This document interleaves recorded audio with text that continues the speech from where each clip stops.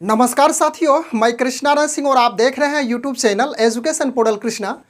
आज हम लोग इस वीडियो की मदद से बिहार में राजस्व एवं भूमि सुधार विभाग के अंतर्गत जो 2506 पदों पे बहाली आई है और वह पद है अमीन, क्लर्क, कानूनगो और सहायक बंदोबस्त अधिकारी।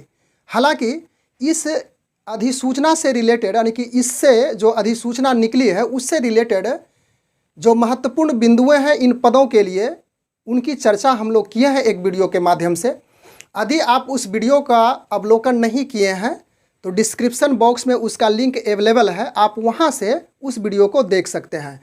इस वीडियो की मदद से हम लोग सिर्फ एक ही बिंदु पे चर्चा करेंगे और वह बिंदु होगी कि इसका जो प्रोसेस है चयन का वह क्या है। कारण कि इसमें कोई एग्जामिनेशन की बात नहीं कही गई है, चाहे वह अमीन का पद हो या तो क्लर्क का पद हो या कानूनगो का या तो फिर सहायक बंदोबस्त अधिकारी का हो। तो चयन प्रक्रिया क्या हो सकता है, सिलेक्शन प्रोसेस क्या हो सकता है, इसको हम लोग सरल करके समझने का प्रयास करते हैं। तो उसको समझने से पहले कुछ मिस्टेक हुई थी उस वीडियो में, उसकी फिर से मैं पुनरावृत्ति कर देता हूं कि ऑनलाइन आवेदन की तिथि 27/9/2022 से 21/10/2022 है और उस वीडियो में गलती से हो गई थी कि 27/9/2022 से 21/9/2022। इसके लिए मैं क्षमा चाहता हूं। अब हम लोग पॉइंट की बात करते हैं, मेन बिंदु पे चर्चा करेंगे। 4 पद है अमीन, क्लर्क, कानूनगो और सहायक बंदोबस्त अधिकारी। तो इसके लिए जो योग्यता है सिविल इंजीनियरिंग में डिप्लोमा अमीन के लिए, क्लर्क के लिए स्नातक, कानूनगो के लिए सिविल इंजीनियरिंग में डिप्लोमा और 2 साल का, कम से कम 2 साल का एक्सपीरियंस होना चाहिए। उसके बाद सहायक बंदोबस्त अधिकारी के लिए भी सिविल इंजीनियरिंग में बीई या तो फिर बीटेक और इसके साथ साथ कम से कम 2 साल का अनुभव भी खोज रहा है। यदि अधिक अनुभव होगा तो उसका बेनिफिट्स मिलेगा चयन प्रोसेस में। तो किस प्रकार से मिलेगा हम लोग आगे समझते हैं। अमीन के लिए 1944, क्लर्क के लिए 226, कानूनगो के लिए 240 और सहायक बंदोबस्त अधिकारी के लिए 96 पद था और आवेदन शुल्क तो शून्य ही था। उस अधिसूचना से स्पष्ट यही बातें हो रही है। तो चयन प्रक्रिया के लिए सबसे पहले हम लोग अमीन पद के लिए देखते हैं और इसके लिए जो योग्यता रखा गया है वह सिविल इंजीनियरिंग में डिप्लोमा। तो मैट्रिक, चलिए अमीन के लिए हम लोग समझते हैं और यहाँ से समझ रहे हैं कि सिविल इंजीनियरिंग में डिप्लोमा होना चाहिए। तो मैट्रिक में आपका जो अंक है, तो सपोज कीजिए कुछ प्रतिशत अंक होगा, तो इसका यानी कि 10% अंक का यानी कि 10 अंक का वेटेज मिलेगा। और किस प्रकार से मिलेगा इसे हम लोग आगे समझेंगे। उसके बाद डिप्लोमा में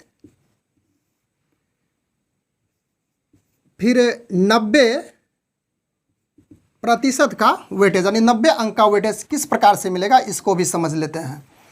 तो सपोज कीजिए कि किसी भी अभ्यर्थी का यानी कि कोई अभ्यर्थी का मैट्रिक में एम से चलिए सूचित करते हैं, MATRIC, मैट्रिक में उसे 80% अंक आया है।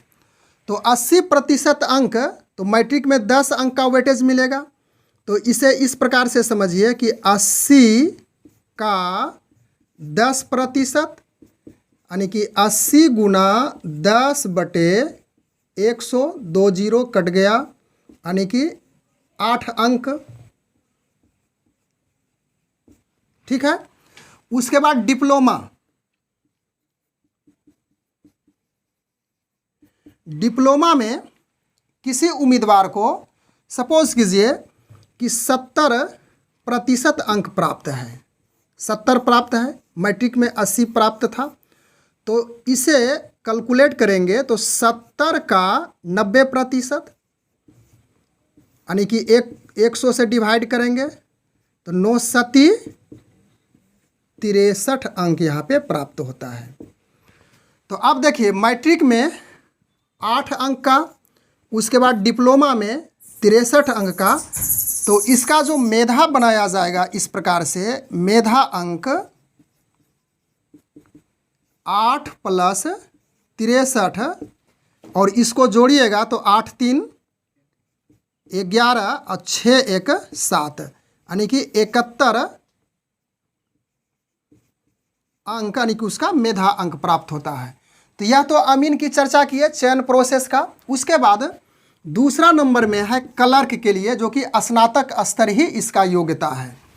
तो इसे यहाँ पे समझ लेते हैं क्लर्क। यह 2 नंबर का पोस्ट है और इसकी योग्यता स्नातक रखी गई है। तो इसमें मैट्रिक में, चलिए एम से मैट्रिक सूचित करते हैं। तो मैट्रिक में 10 अंक का वेटेज मिलेगा। फिर आई से इंटर को सूचित करते हैं, इसमें 15 का। फिर जी से ग्रेजुएशन यानी स्नातक को, इसमें 70 का।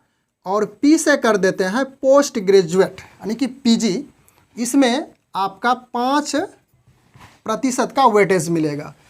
तो अब यहाँ से समझिए कि किसी विद्यार्थी को, सपोज कीजिए कि मैट्रिक में 60% अंक प्राप्त है।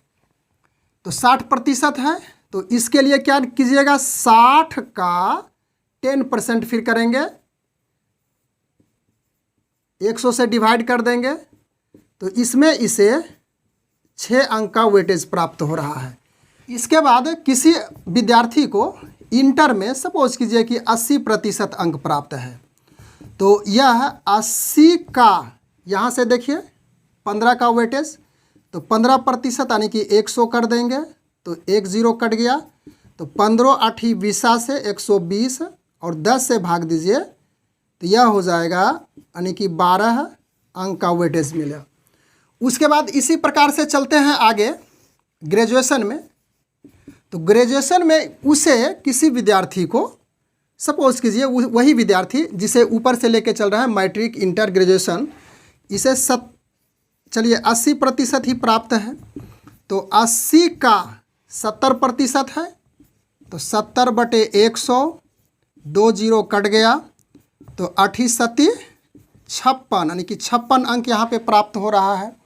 फिर एक बच गया यहाँ पे पोस्ट ग्रेजुएट का।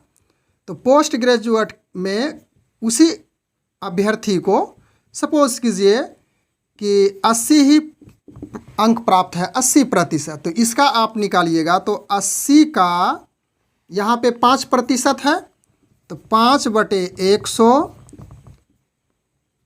5 दूनी 10, 2 दूनी 4 यानी कि 4 अंक यहाँ पे प्राप्त हो रहा है। अब ऊपर से चलिए, यहाँ पे 6, यहाँ पे 12, यहाँ पे 56 और यहाँ पर 4 है। तो उसका मेधा अंक इस प्रकार से बनाया जाएगा, मेधा अंक बराबर 6 + 12 + 56 + 4। इसको जोड़ दीजिए, 6 4 10, 10 2 12, 12 6 18 के 8, बाकी 1 5 1 6 1 7 यानी कि 78 अंक उसे मेधा के रूप में प्राप्त होता है। इसके बाद हम लोग आ चुके हैं कानूनगो, यानी कि इसका सिलेक्शन प्रोसेस समझेंगे। तो कानूनगो के लिए एबिलिटी है यानी योग्यता, सिविल इंजीनियरिंग में डिप्लोमा और इसके साथ 2 साल का एक्सपीरियंस है इसके साथ साथ। तो तीसरा नंबर में है कानूनगो, कानूनगो इसको समझेंगे। तो इसके लिए मैट्रिक में उसी प्रकार से 10% अंकों का वेटेज मिलेगा, यानी कि किस प्रकार से होगा इसको समझेंगे आगे। उसके बाद डिप्लोमा में 70% का फिर इसको मिलेगा इसमें। और कार्य अनुभव में यानी कि वर्क एक्सपीरियंस यानी कार्य अनुभव में यदि वह 2 साल कम से कम किया है, तो उस आधार पे उसे 2 गुना 5 करेंगे, यानी कि 5 इसे लेकर के चले, मिनिमम 5 अंक का उसे वेटेज मिलेगा। तो इसे भी समझ लेते हैं कि कोई अभ्यर्थी जिसका मैट्रिक में 80% अंक है, तो इसे किस प्रकार से मिल रहा है 10% का वेटेज। तो 80 का 10% यानी कि 80 गुना 10/100, तो यह 8 अंक प्राप्त हो गया। उसके बाद डिप्लोमा में सपोज कीजिए 70% है उसे अंक, तो 70 का 70% यानी कि 70 गुना 70 बटे 100 7 49 अंक प्राप्त हो रहा है। उसके बाद इसमें वर्क एक्सपीरियंस, तो कोई अभ्यर्थी 2 साल का एक्सपीरियंस तो करेगा ही, कम से कम रखा गया है। अधिकतम करता तो उसे ज़्यादा से ज़्यादा 20 अंक का ही वेटेज मिलेगा। तो सपोज कीजिए कि मिनिमम वह 2 साल का किया एक्सपीरियंस, वर्किंग एक्सपीरियंस, तो 2 गुना 5 मिलेगा वेटेज, तो 5 दूनी यह हो गया 10। तो इसका मेधा अंक इस प्रकार से बनेगा। मेधा अंक, चलिए इसको यहीं पे लिखते हैं, मेधा अंक। तो यह 8 प्लस 49 प्लस 10, तो कितना हो गया ये, इसको जोड़ लेना है। 9 8 17, 4 1 5 1 6, यानी कि 67 मेधा अंक उसका बनता है। इसके बाद हम लोग चौथे स्थान पे सहायक बंदोबस्त अधिकारी का सिलेक्शन प्रोसेस को समझते हैं। तो इसमें भी उसी प्रकार से मैट्रिक में 10 का वेटेज मिलेगा, 10% का, इंटर में फिर 15, ग्रेजुएशन में 50 और पोस्ट ग्रेजुएट में 5 का, और वर्किंग एक्सपीरियंस में भी उसी प्रकार से 5 का मिलेगा। तो कोई विद्यार्थी, कोई कैंडिडेट जिसे मैट्रिक में सपोज कीजिए कि 60% अंक प्राप्त है, तो इसका मैट्रिक का इस प्रकार से बनेगा 60 का 10%, यानी कि 6 अंक प्राप्त हो गया।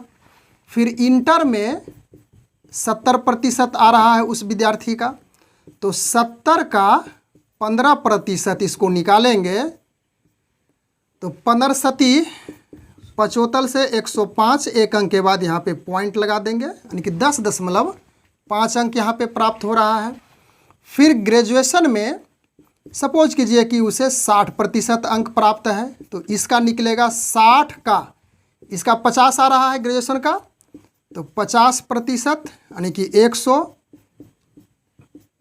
56 से 30 यहाँ पे प्राप्त हो गया। फिर पोस्ट ग्रेजुएट में भी मान लीजिए कि 60% ही प्राप्त हुआ, तो 60 का यहाँ पे 5% का है, तो 5 बटे 100, 5 दूनी 10, 2 तिया 6, यानी कि 3 अंक प्राप्त हो रहा है। और वर्किंग एक्सपीरियंस में उस अभ्यर्थी का 2 साल का है मिनिमम, तो 5 से गुना करेंगे, 5 दूनी 10 अंक यहाँ पे प्राप्त होता है। और यह इसे ध्यान रखिएगा कि वर्किंग एक्सपीरियंस का जो अंक मिलेगा वह मैक्सिमम 20 अंक तक ही प्राप्त होगा, उससे ज़्यादा प्राप्त नहीं होगा। तो इसका मेधा अंक इस प्रकार से बनाया जाएगा, 6 प्लस इसको जोड़िए 10.5, उसके बाद फिर प्लस करेंगे 30, फिर प्लस 3, फिर प्लस 10, तो इसे आप जोड़िएगा तो इस प्रकार से होगा 10.5, और इधर हो जाएगा 6 3 9 और 3 4 5, यानी कि 59.5 अंक का मेधा अंक, यानी कि मेधा अंक उसका बनेगा।